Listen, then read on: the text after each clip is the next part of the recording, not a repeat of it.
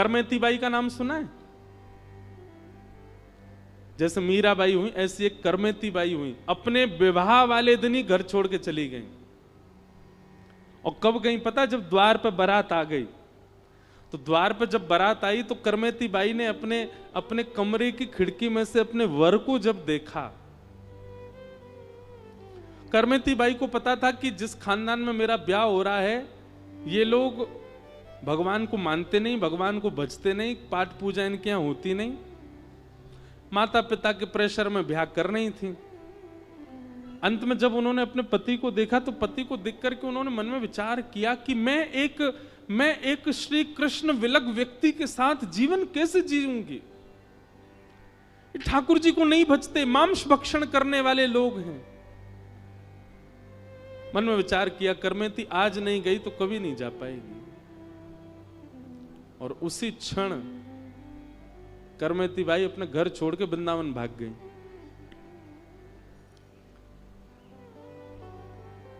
उनके पिताजी ने खूब ढूंढा, नहीं मिली। अंत में उनको पता चल गया कि करमेती वृंदावन गई होगी। जब वृंदावन आए तो वृंदावन आकर के ढूंढा तो किसी ने बताया, बोले यमुना किनारे कुटिया में रहती हैं करमेती बाई। जब करमेती बाई के पास गए, उनके पिताजी ने जाकर के कहा, बेटी तूने ऐसा क्यों किया? तब वहां एक वाक्य उनके पिताजी ने कहा, तूने हमारी नाक कटवा दी। अरे ब्याह होने से पहले ही कर देती है सब काम। करमेती बाई बोले, ब्याह तो नहीं हुआ था पिताजी, ब्याह हो जाता तो मैं कुछ कर ही नहीं पाती, पर मैं तो उससे पहले ही चली गई। और रही बात, आप कहते हैं कि मैंने आपकी नाक कटवा दी। पिताजी, शास्त्रों की माने तो नाक उनकी होती है जो कृष्ण को भजते हैं,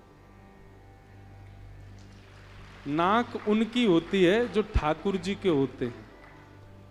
और जो ठाकुर जी को नहीं भजते, ठाकुर जी को नहीं होते, तो उनकी नाक ही नहीं होती। और जो ठाकुर जी को नहीं भजते, जिनकी नाक ही नहीं होती, उनकी कटेगी कैसे? कटती तो उनकी है जो ठाकुर जी के। हाँ, मैंने उस व्यक्ति से विवाह कर लिया होता और ऐसे कुसंग परिवार में जाकर के रहती तो शायद मेरी नाक कट जाती।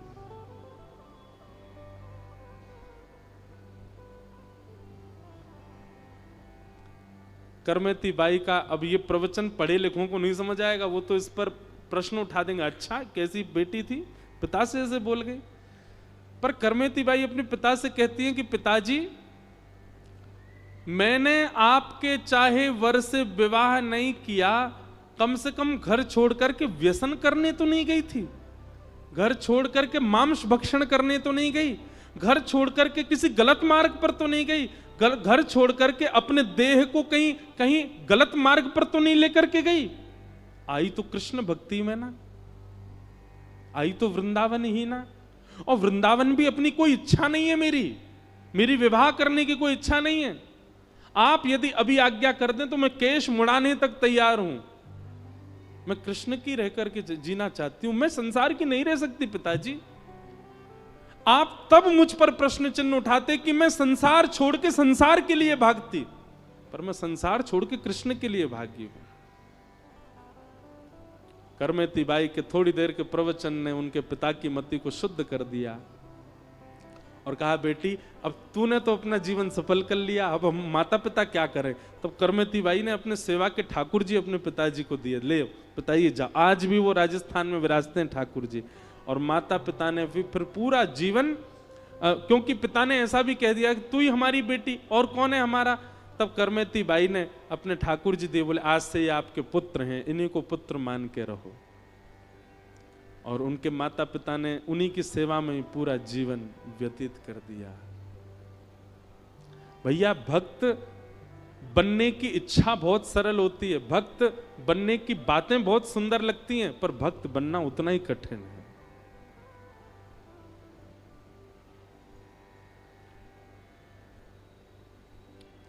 बना के हृदय में हम प्रेम मंदिर, बना हृदय में हम प्रेम मंदिर, वहीं उनको झूला झुलाया करेंगे, वहीं उनको झूला झुलाया करेंगे। गाओ सब लोग। कन्हैया कन्हैया पुकारा करेंगे, लताओं में ब्रज की गुजारा करेंगे। कन्हैया कन्हैया पुकारा करेंगे, लताओं में ब्रज की गुजारा करेंगे। ओ कन्हैया कन्हैया पुकारा करेंगे, लताओं में ब्रज की गुजारा करेंगे। कन्हैया कन्हैया पुकारा करेंगे, लताओं में ब्रज की गुजारा करेंगे।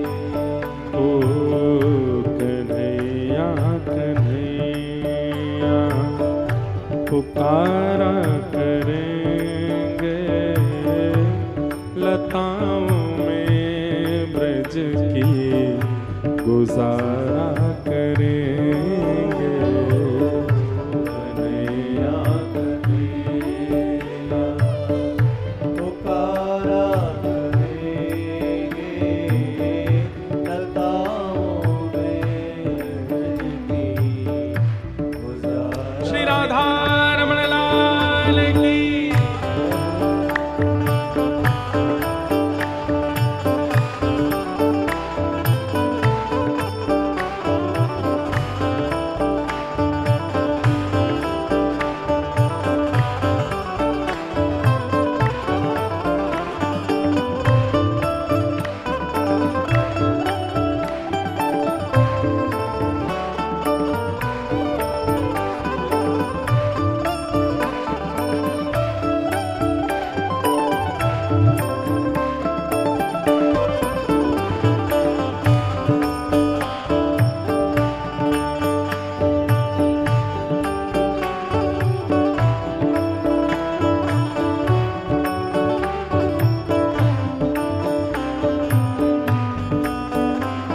भाव भाव से।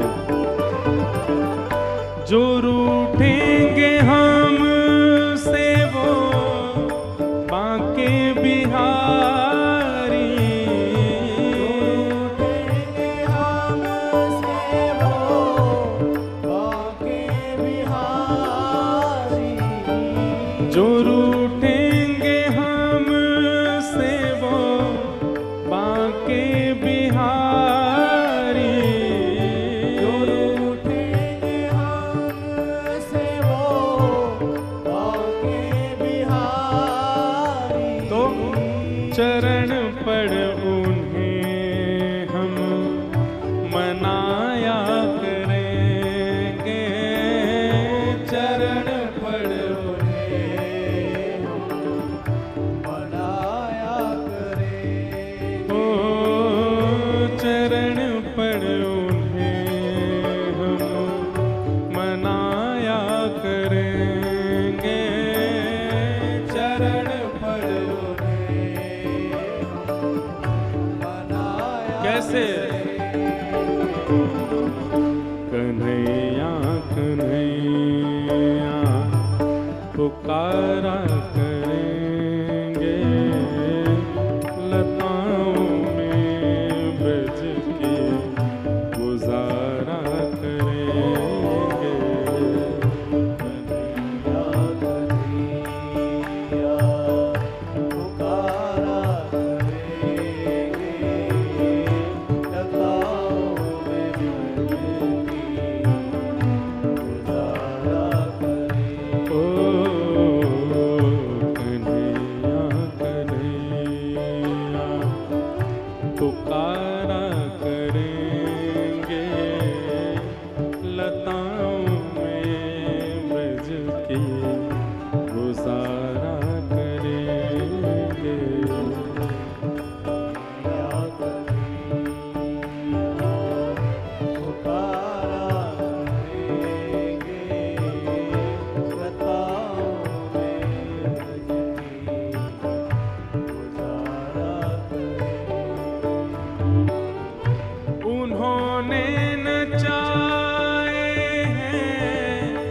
ब्रह्मांड सारे उन्होंने नचाए हैं ब्रह्मांड सारे।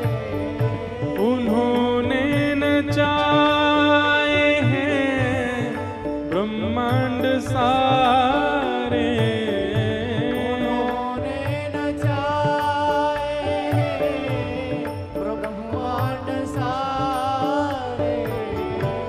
मगर अब उन्हें हम नचाया करेंगे।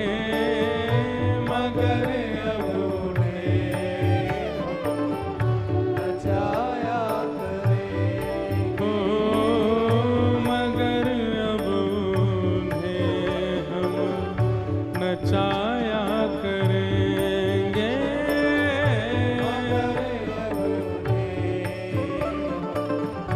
नचाया करेंगे। कैसे? कन्हैया कन्हैया पुकारा करेंगे। लताओं में ब्रज के गुजारा करेंगे।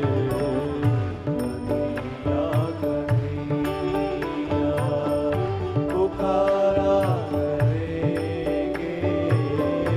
लताओं में ब्रज की गुजारा करेंगे। ओ कन्हैया कन्हैया पुकारा करेंगे।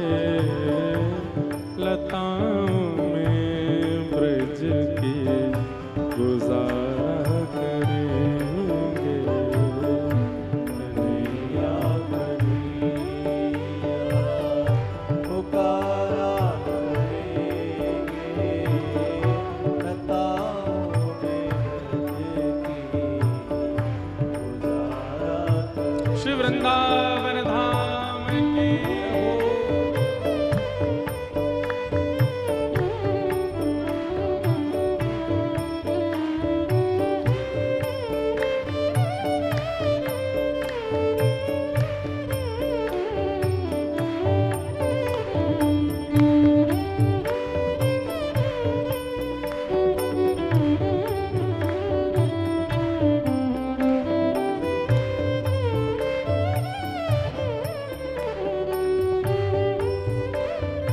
श्री राधा वल्लभ लाल की।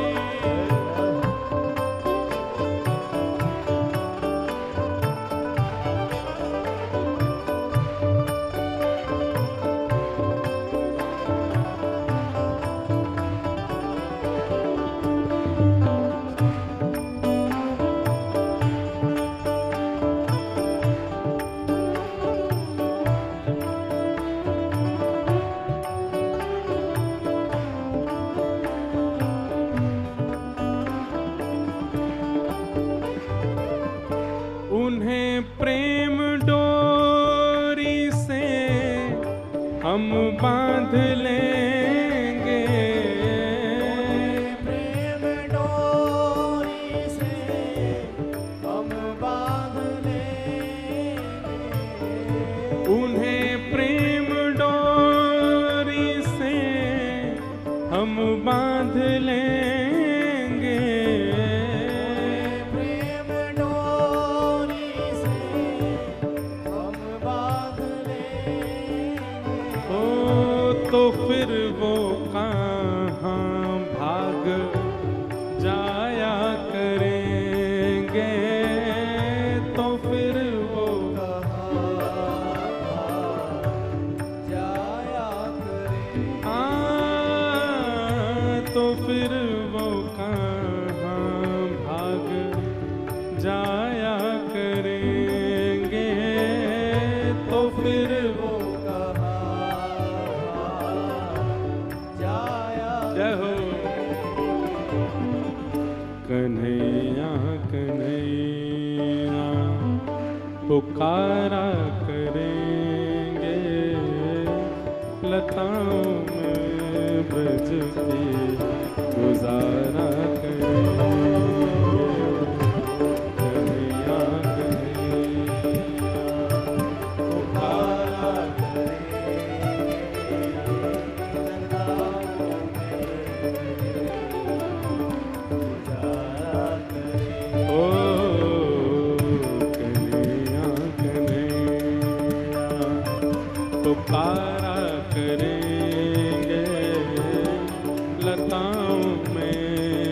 सज के गुजारा करेंगे।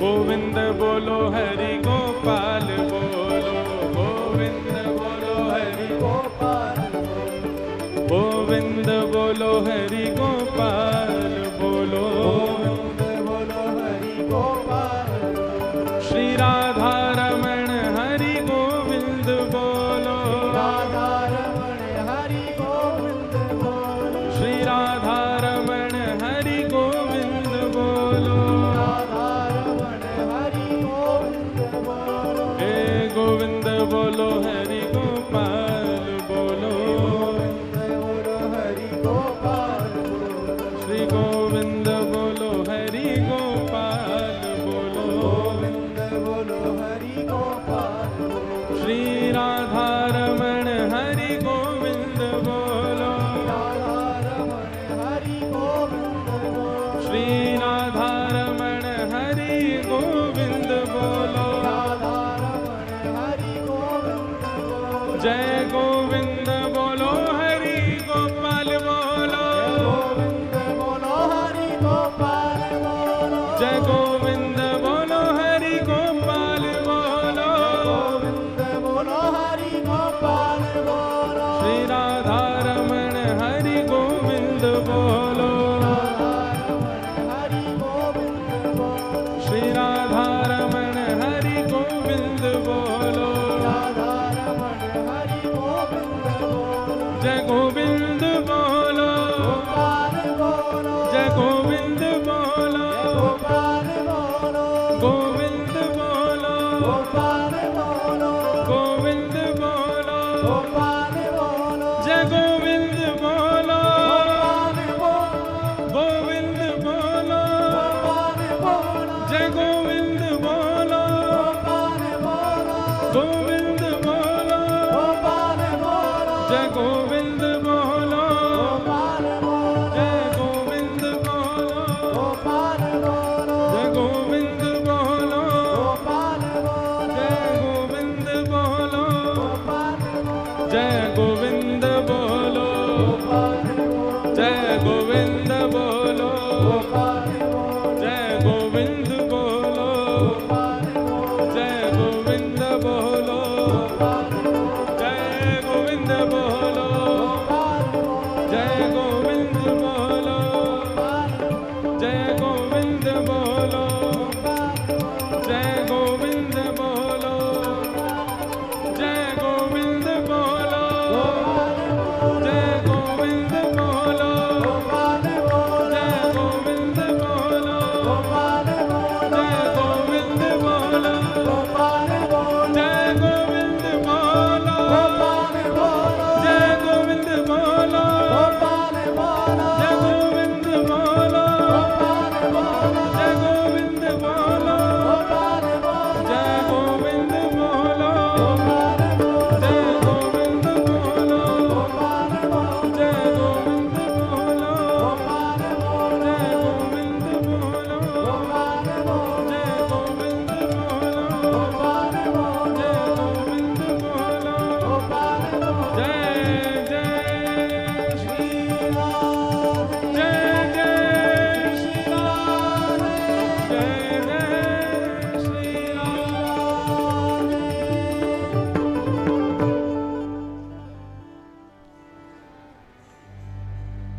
जो रूठेंगे हमसे वो बांके बिहारी,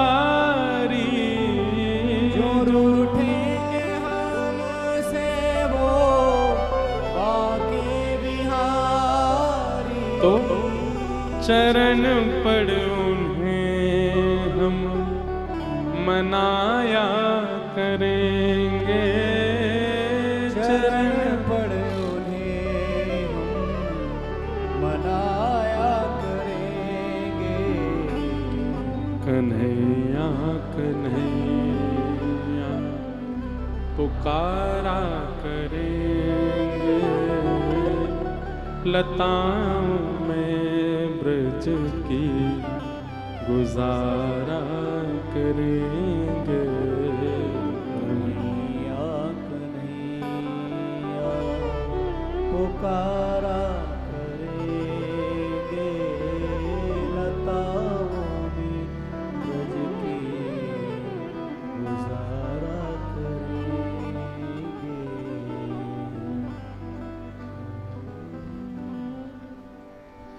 तो ब्रज का प्रेम भाव,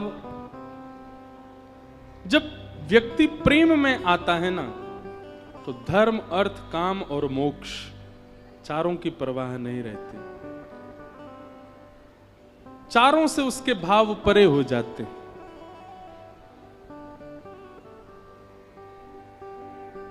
नारद जी महाराज कहते हैं, व्यास जी आपने जितने भी ग्रंथ लिखे हैं सब में धर्म, अर्थ और काम, मोक्ष को प्रधान बताया, कहीं भी प्रेम की प्रधानता नहीं बताई। सीधी बात मैं कथा में कहा करता हूं, नारद जी ने कहा कि आपके जितने भी ग्रंथ हैं सबको पढ़ने और सबका पालन करने से व्यक्ति को ठाकुर जी में श्रद्धा प्रकट हो जाएगी, ठाकुर जी के प्रति विश्वास प्रकट हो जाएगा, ठाकुर जी के प्रति आस्था प्रकट हो जाएगी, समर्पण प्रकट हो जाएगा, पर प्रेम प्रकट नहीं होगा।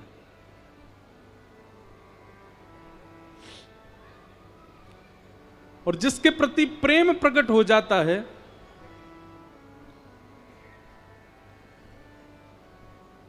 फिर उसके प्रति कुछ और ना भी हो चलेगा। प्रेम में सब समाते हैं, हाथी के पांव में सबके पांव। प्रेम पुरर्थो महान। तो ध्यान से सुनिएगा भैया, श्रीमद् भागवत की कथा ठाकुर जी के प्रति श्रद्धा, ठाकुर जी के प्रति भक्ति, ठाकुर जी के प्रति भावना, आस्था आदि आदि जो भी आप शब्द लो, उनको प्रकट कराने का विषय भागवत नहीं है। भागवत तो प्रेम प्रकट कराता है, ठाकुर जी के प्रति प्रेम हो जाए, कोई अपनत्व की भावना, अपनत्व का संबंध ठाकुर जी के प्रति होने लग जाए, तब समझो कि आपने कथा का आश्रय लिया है। नारद जी महाराज ने व्यास जी को समझाया, तब व्यास जी ने 18वां महापुराण लिखा, जिसका नाम है श्रीमद् भागवत महापुराण। तो भागवत जी की रचना किस उद्देश्य से हुई? प्रेम के प्राकट्य के लिए हुई है, प्रेम प्रकट करने के लिए हुई है। वेद व्यास जी ने यही भागवत की कथा अपने पुत्र श्री सुखदेव जी को प्रदान की। सुखदेव जी ने यही भागवत की कथा परीक्षित राजा को सुनाई। सौनकादि ऋषियों ने प्रश्न किया, महाराज परीक्षित कौन है? और यहां से सूक्ष्म भागवत का प्रसंग सुनाया गया, महाभारत का प्रसंग सुनाया।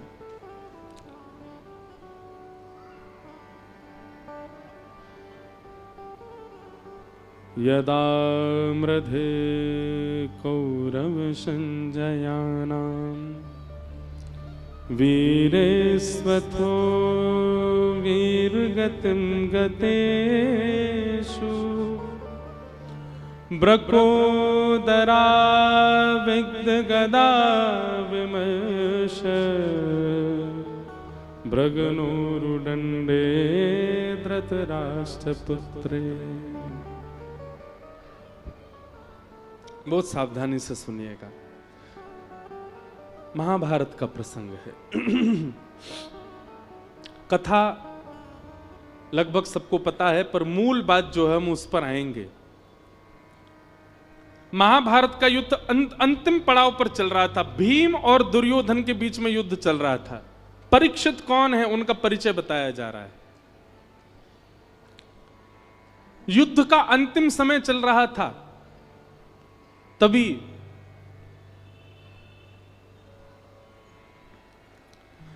भीम ने अपनी प्रचंड गदा का प्रहार दुर्योधन की जंघा पर किया। भैया ये हेलीकॉप्टर अभी बंद कर दो, जब कोई कीर्तन हो तब चलाइएगा। हाँ अभी इसको ले जाओ सब, नहीं तो इसी पर लद के अपने घर चले जाएंगे।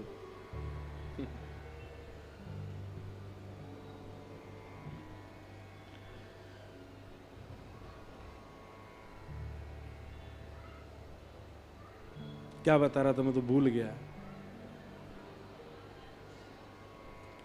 महाभारत का युद्ध अपने अंतिम पड़ाव पर चल रहा था। बहुत ध्यानपूर्वक सुनिएगा।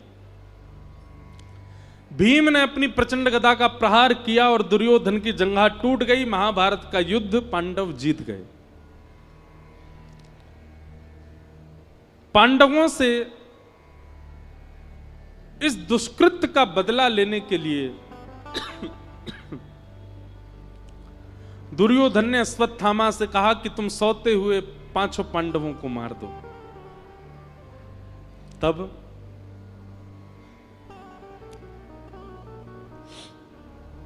अश्वत्थामा मारने तो गए थे 5 पांडवों को, पर भगवान पांडवों को लेकर के कहीं प्रस्थान कर गए, जिसके कारण द्रौपदी के 5 पुत्र मारे गए, पांडव बच गए। प्रातःकाल का समय हुआ, जब देखा कि 5 पुत्र मरे पड़े हैं, रोने लगी द्रौपदी। अर्जुन को जब यह बात पता चली, अर्जुन ने संकल्प ले लिया कि जिसने भी 5 बालकों को मारा उसको जीवित नहीं छोड़ूंगा। अश्वत्थामा को बंदी बना लिया, पकड़ लिया, द्रौपदी के सामने प्रस्तुत कर दिया।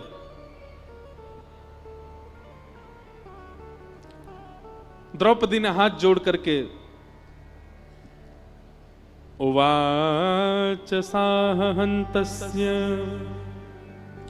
वन्धनानयनं सती उवाच चासहन्तस्य वन्धनानयनं सती मुच्यतामीश ब्राह्मणो नितराम गुरु। एक बात याद रखिएगा बंधुओं, ब्राह्मणों को और मातृशक्ति को कितना भी बड़ा दंड हो, उनको मृत्यु दंड देने का विधान नहीं होता। उनको मृत्यु दंड नहीं दिया जाता। शास्त्रीय बात है।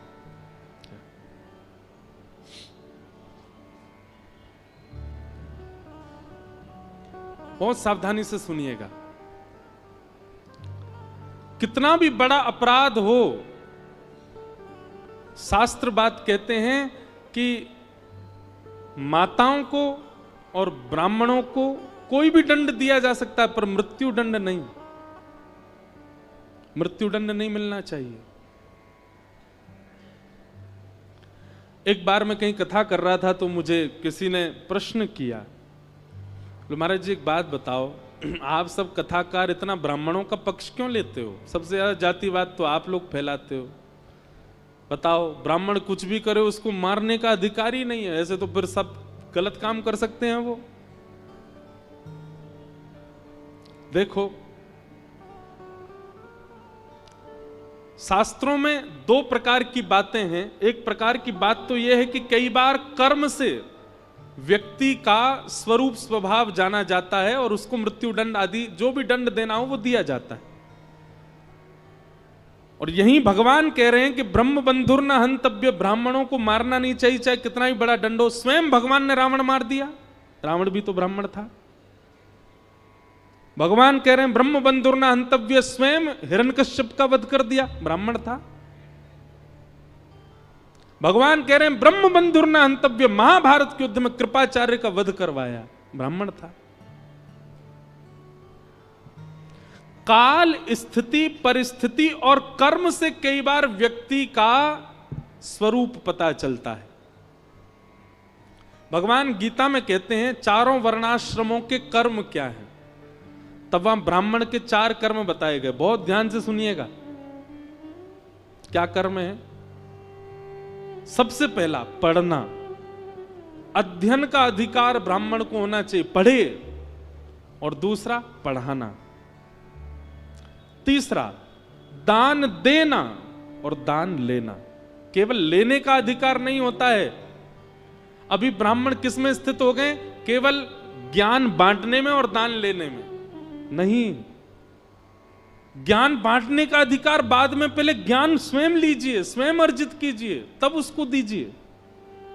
और दान लेने का अधिकार बाद में है, पहले दान करिए। ब्राह्मण को भी दान करना चाहिए। और यजमान से ज्यादा ही करना चाहिए।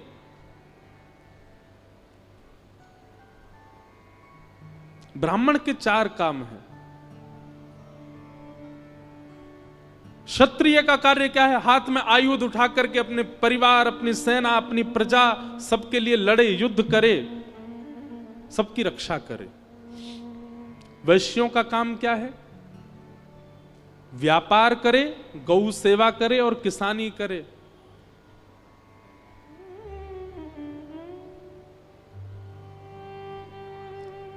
भगवान ने सबके कर्मों को बताया और वहां ठाकुर जी कहते हैं कि यदि कोई वर्णाश्रमी अपने कर्म ना करके दूसरे वर्णाश्रम का कर्म करता है तो कहीं ना कहीं वो उसी वर्ण का ही माना जाएगा। भगवान कहते हैं रावण का कर्म था क्या? पढ़ना, पढ़ाना, दान देना, दान लेना, पर शस्त्र लेकर के मेरे सामने खड़ा है। इसका मतलब वो कर्म से क्षत्रिय है और उस समय उसका क्षत्रित्व वो प्रधान है, ब्राह्मणत्व प्रधान नहीं है। ब्राह्मण का स्वभाव स्वरूप नहीं होता युद्ध करना, वो क्षत्रिय बन के खड़ा है, इसलिए उसका वध हुआ। लेकिन कोई अपने ब्राह्मणत्व में स्थित है और कोई स्त्री अपने स्त्रीत्व में स्थित है और गलती से उनसे कोई अपराध बन जाए तो उनको दंड दिया जा सकता है, मृत्यु दंड नहीं, मृत्यु दंड नहीं। द्रौपदी के 5 पुत्रों को मारा है अश्वत्थामा ने, लेकिन द्रौपदी अर्जुन से कहती है इसको मत मारो। क्यों ना मारे?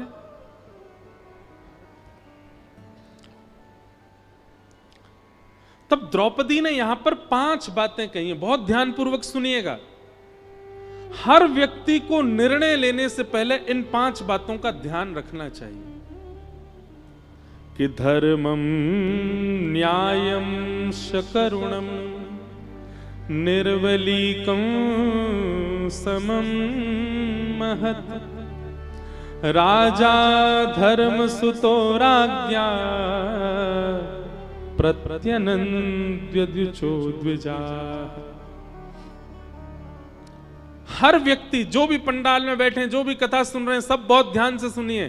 किसी भी निर्णय को लेने से पहले इन 5 चीजों का ध्यान रखिएगा। सबसे पहला, मैं जो निर्णय लेने वाला हूं, मैं जो अभी बात करने वाला हूं, वह धर्म है कि नहीं, वो कहीं अधर्म तो नहीं है। सबसे पहले धर्म का ध्यान रखें। धर्मम।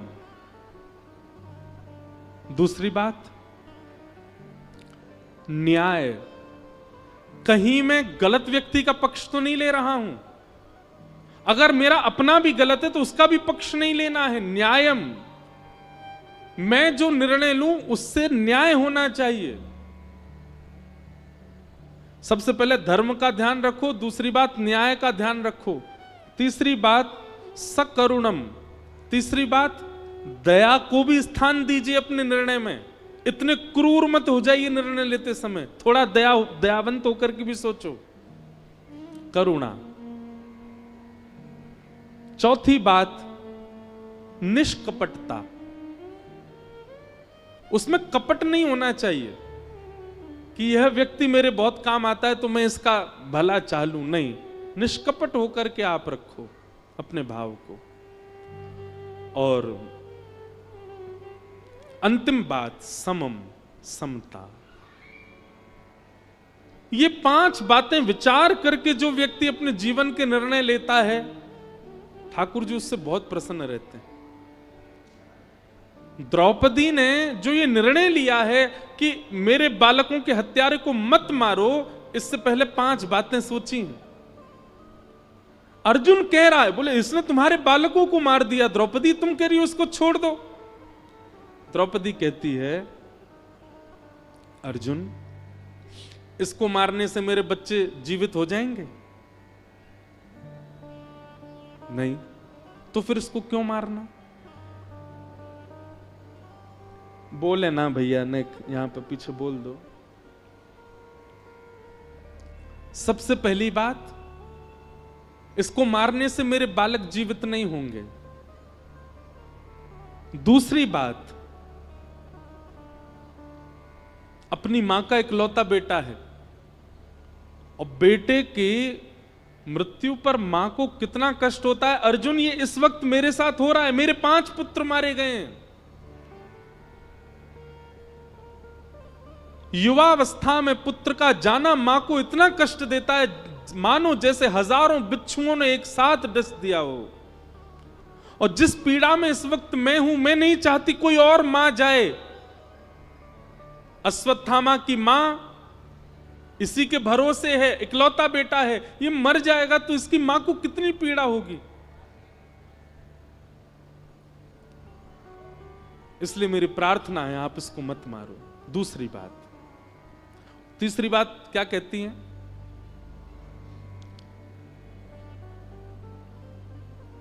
इनकी माता जी के पति को आपने पहले ही मार दिया रणभूमि में, तो इसका मतलब पति नहीं है, केवल पुत्र है। और उस पुत्र को भी मार दोगे, वो कहां जाएगी?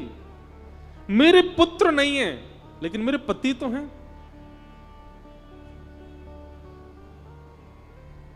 5 पुत्र नहीं है तो क्या हुआ? 5 पांडव मेरे सामने खड़े हैं, मैं फिर भी निर्बला नहीं हुई हूं। आप इसको मत मारो। द्रौपदी की बात सुनकर के पूरी सभा स्तब्ध हो गई और द्रौपदी ने अंतिम बात जो कही है, यह सुनकर के तो श्री द्वारिकाधीश कृष्ण के नेत्र सजल हो गए। द्रौपदी कहती है, अश्वत्थामा कौन है अर्जुन? हमारे गुरु का बेटा है। और शास्त्राज्ञा करते हैं, गुरुपुत्र गुरु समान होता है। अच्छा, आप लोगों को एक बात शायद पता नहीं होगी, मैं बता दूं। द्रौपदी का भरे सभा में जब चीरहरण हो रहा था, द्रौपदी का चीरहरण कोई वक्तव्य का विषय नहीं है। उसको उसका बखान ज्यादा करना नहीं चाहिए मंच से, पर लेकिन फिर भी गुरु कृपा और भगवत कृपा पता चले, इसलिए थोड़ा बहुत ही कहूं।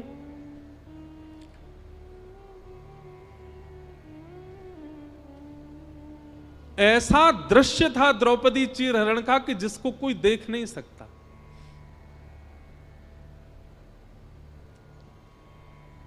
जब दांव पर द्रौपदी हार गई, दुशासन ने केश पकड़े द्रौपदी के। अत्यंत पवित्रात्मा द्रौपदी, जिनका नाम पंच कन्याओं में शास्त्रों में बताया, रोज सुबह उठकर के यदि पंच कन्याओं को प्रणाम किया जाए जिसमें एक द्रौपदी है तो उसका दिन मंगलमय होता है। ऐसी पवित्रा द्रौपदी, उसके केश पकड़ करके घसीट रहा है दुशासन भरे सभा में। निर्बला दुर्बला द्रौपदी अपनी रक्षा कर रही है और उसके मन में एक विश्वास है कि मेरे पति मुझे नहीं होने देंगे, ये मेरी रक्षा करेंगे। लेकिन 5 पांडव अपनी नजर नीचे करके बैठे। दुशासन निर्वस्त्र कर रहा है भरी सभा में।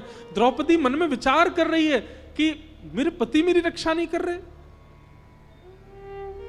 बड़े बड़े आचार्य यहां बैठे हैं, बड़े बड़े मेरे कुल के श्रेष्ठ लोग यहां बैठे हैं, ये मुझे निर्वस्त्र नहीं होने देंगे। अरे कोई अपनी बहू को ऐसे कैसे निर्वस्त्र होने दे सकता है? लेकिन सब नीची नजर करके बैठे थे। द्रौपदी ने अंत में अपना बल लगाया कि मैं क्षत्रिय नारी हूं, मैं अपनी रक्षा स्वयं कर सकती हूं।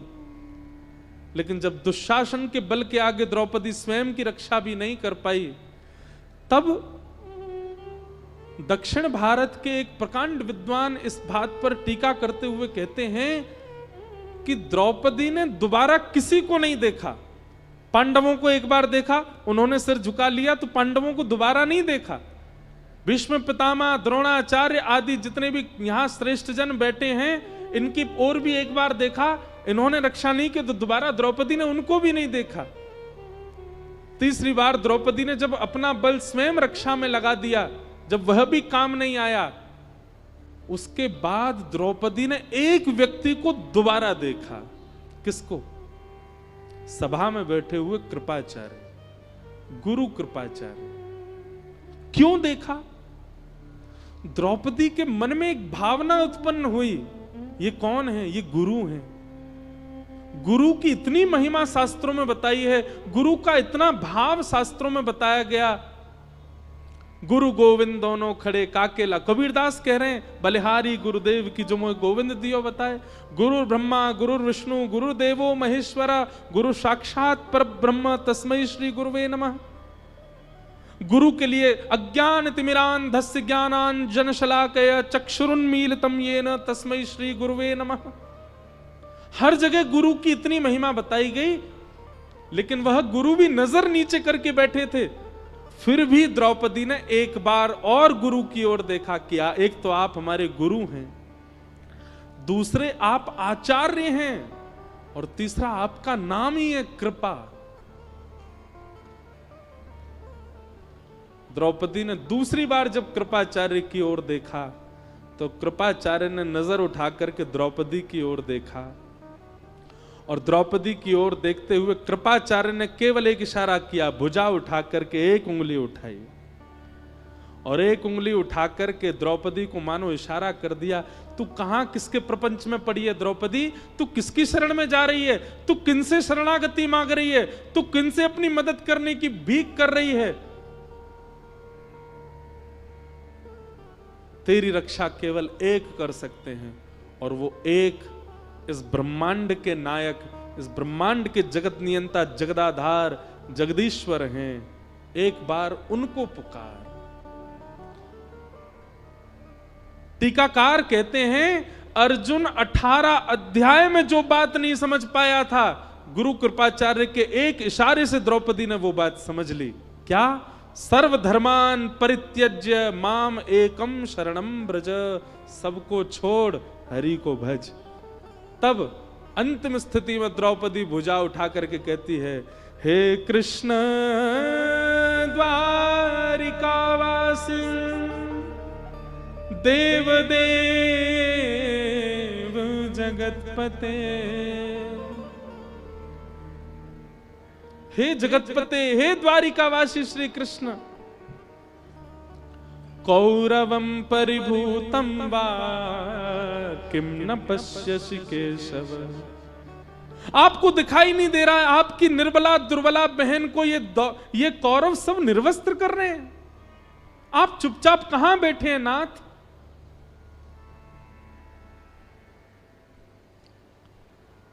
गुरु कृपाचार्य के एक इशारे से द्रौपदी समझ गई मुझे किसको पुकारना है। सूरदास जी का एक पद है, प्रभु जी मोरी क्या बिगड़ेगी, जाएगी लाज तुम्हारी। मोपति पांच पांच के तुम पति, सोपति का है बिसारी। मेरे 5 पति हैं, पर मेरे 5 पतियों के भी पति जगतपति आप हो, मैं आपको कैसे भूल सकती हूं। भीष्म द्रोण और कर्ण दुशासन, भीष्म द्रोण और कर्ण दुशासन, इन मोरी लाज उघारी। प्रभु जी मोरी क्या बिगड़ेगी, जाएगी लाज तुम्हारी। और अंत में तो कह दिया, शूर शाम तुम पछताओगे, कब? जब मोहे देख उघारी। अरे कहीं आपने आने में विलंब कर दिया और कहे मैं कहीं उघारी अवस्था में हुई तो नाथ पछताओगे मुझे देख करके। फिर कहते हैं भगवान श्री कृष्ण रुक्मणी जी के साथ द्वारिका में चौसर खेल रहे थे जिस समय द्रौपदी पुकार रही थी। और चौसर खेलते खेलते ठाकुर जी अत्यंत क्रोध में भर करके खड़े हो गए। रुक्मणी जी ने चरण पकड़ लिए, नाथ क्या हुआ, आप इतने क्रोध में? भगवान ने दोनों मुट्ठियां बांध ली और कहने लगे, रुक्मणी जी आप प्रस्थान करो, वैकुंठ को प्रस्थान करो। क्यों? बोले क्योंकि अब यह पृथ्वी नष्ट होने वाली है, ब्रह्मांड नष्ट होने वाला है, मेरी अनन्य भक्ता द्रौपदी का चीरहरण किया जा रहा है। इस ब्रह्मांड को मैं नहीं रहने दूंगा जिस ब्रह्मांड में मेरे भक्त का चीरहरण किया जा रहा है। रुक्मणी जी ने समझाया, बोले नाथ इस ब्रह्मांड में अनेक भक्त रहते हैं, अनेक वैष्णव रहते हैं, एक भक्त के लिए आप पूरे ब्रह्मांड को नष्ट करेंगे, कितने भक्त मर जाएंगे, ऐसा मत करो नाथ।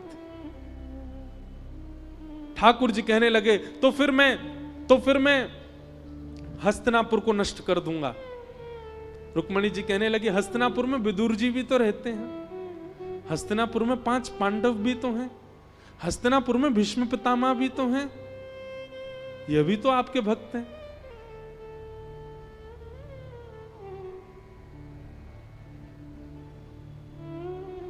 भगवान कहते मैं दुशासन दुर्योधन कौरवों को नष्ट कर दूंगा।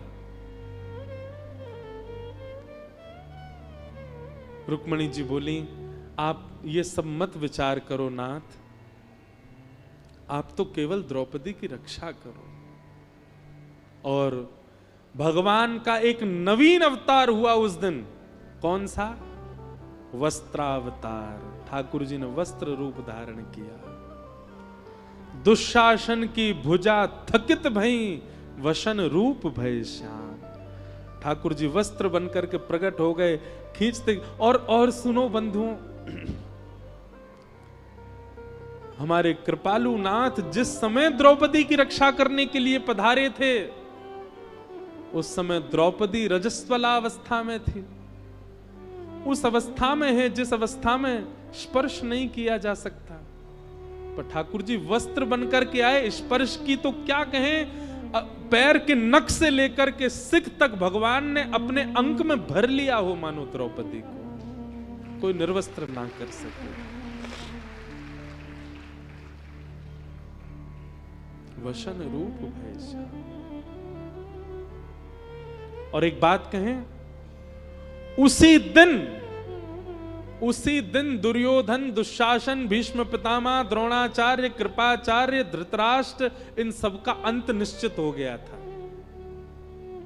भगवान गीता में कहते हैं, जब अर्जुन सबको मारता है, भगवान कहते हैं अर्जुन मरे मरायों को मार रहा है तू, ये पहले ही मर चुके हैं, मेरी दृष्टि में पहले ही गिर गए थे। बस योजनाएं बनाई जा रही थी कि इसको कैसे मारना, उसको कैसे मारना, बाकी ये तो मरे हुए मुर्दे हैं सब। तो ये कथा मैंने क्यों सुनाई आपको? द्रौपदी ने आज अश्वत्थामा को छोड़ दो, यह बात अर्जुन से कहते हुए अंत में कहा कि ये हमारे गुरु का बेटा है। वही गुरु कृपाचार्य जिन्होंने भरी सभा में मुझे संकेत, भले ही कृपाचार्य कौरवों के पक्ष में थे, पर हैं तो वो गुरु।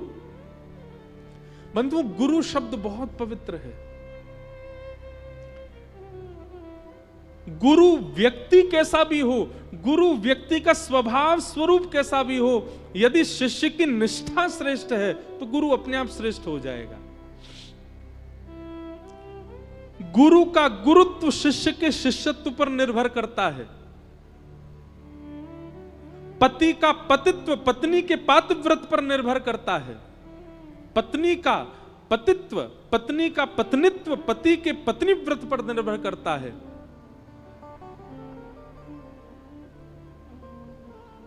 बच्चों के भविष्य माता पिता की सेवा पर निर्भर करते हैं।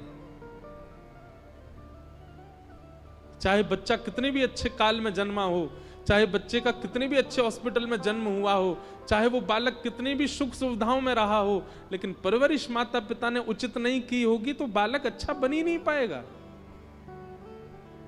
ऐसे ही गुरु कितना भी श्रेष्ठ हो, शिष्य का शिष्यत्व यदि श्रेष्ठ नहीं है तो गुरु श्रेष्ठ नहीं हो सकता। कृपाचार्य भले ही कौरव पक्ष में थे, पर द्रौपदी ने उनको पुनः इसलिए देखा क्योंकि वो गुरु हैं। गुरु शब्द में कुछ तो बल होगा ना। और तभी गुरु कृपाचार्य ने उंगली करके दिखा दिया, द्रौपदी एक की शरण में जाओ, और वह एक केवल परमात्मा है। आज द्रौपदी अर्जुन से कह रही है, जिन गुरु की वजह से आज मैं अपनी लाज बचा पाई, उन गुरु का पुत्र, उन गुरु को तो महाभारत युद्ध में मार दिया तुम लोगों ने, लेकिन कम से कम उनके पुत्र को तो जीवित छोड़ दो। अरे मेरे ऊपर ही कृपा नहीं की कृपाचार्य जी ने, तुमको धनुष उठाना उन्होंने सिखाया, तुमको बाण चलाना उन्होंने सिखाया, तुमको युद्ध भूमि में खड़ा होना उन्होंने सिखाया। क्या हुआ अगर उन्होंने कौरवों का पक्ष लिया तो? थे तो वो हमारे गुरु। कम से कम उनके पुत्र को तो मत मारो। गुरु के बड़े एहसान है हमारे ऊपर, गुरु की बड़ी कृपा है हमारे ऊपर अर्जुन, उनके पुत्र को मत मारो। यह बात सुनते ही दूर खड़े द्वारिकाधीश के नेत्र सजल हो गए। और आज भगवान ने उपहार के रूप में द्रौपदी को कुछ देना चाहते हैं। कितनी दयालु है, कितनी करुणा है इसके चित्त में। भगवान सोच रहे हैं मैं क्या दे दूं द्रौपदी को। तभी भगवान ने अपना नाम दे दिया, निरीक्ष कृष्णापकृतं गुरुसुतं वाम स्वभावा कृपयान नाम च। भगवान का नाम है कृष्ण, और द्रौपदी को भगवान ने नाम दिया कृष्णा। ठाकुर जी ने नाम दिया कृष्णा। भगवान ने द्रौपदी को हृदय से लगा लिया। वो कह दिया सबको, बोले आज के बाद द्रौपदी को जो भी देखे कृष्णा कहकर के पुकारे। मैंने अपने नाम से संबोधित किया है। क्यों? मैं दया का देवता हूं। बहुत दिन से दया की देवी ढूंढ रहा था, आज मिल गई मुझको। ये दया की प्रत्यक्ष प्रतिमूर्ति है, इसलिए भगवान ने अपना नाम द्रौपदी को दिया। बोलो भक्त वत्सल भगवान की। भगवान बड़े अद्भुत हैं।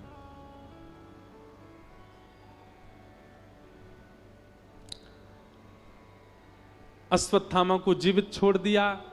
आगे फिर कथा बढ़ती है। अश्वत्थामा पुनः बदला लेने के लिए उत्तरा के गर्भस्थ शिशु पर बाण छोड़ देते हैं। भगवान गर्भ में जाकर के उस बालक की रक्षा करते हैं। कुंती भगवान की स्तुति गाती है, भीष्म पितामह भगवान की स्तुति गाते हैं, और फिर ठाकुर जी अपनी लीला पूरी करके द्वारिका प्रस्थान करते हैं। पांडव स्वर्गारोहण को चले जाते हैं। परीक्षित राजा को राज्य गद्दी पर बिठा दे। राजा परीक्षित को कलयुग प्राप्त होता है। कलयुग को पंच स्थान देकर के राजा परीक्षित स्वयं भटक जाते हैं और उनको 7 दिन में मरने का श्राप लगता है। तब शुकाचार्य जी आकर के राजा परीक्षित को कथा सुनाते हैं। ये पूरा क्रम। अब सुखदेव जी व्यास मंच पर बैठे हैं, परीक्षित कथा सुन रहे हैं। ये प्रसंग हम सुनेंगे कल 2 बजे से। आज की कथा को यहाँ विश्राम देते हैं।